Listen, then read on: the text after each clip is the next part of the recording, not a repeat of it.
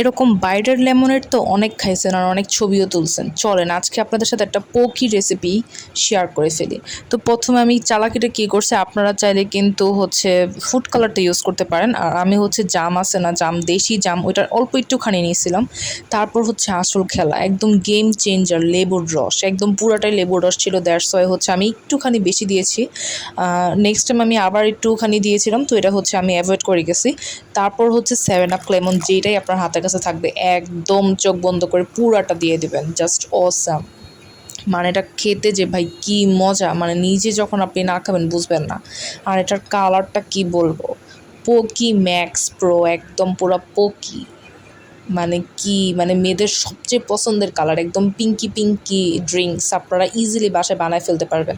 আর এটা কিন্তু একদম পুরো বড়লোকি ড্রিঙ্কস, যে কেউ আসলে কিন্তু ইজিলি সার্ভ করতে পারবেন, মাত্র কয়েকটা সেকেন্ডের ব্যাপার।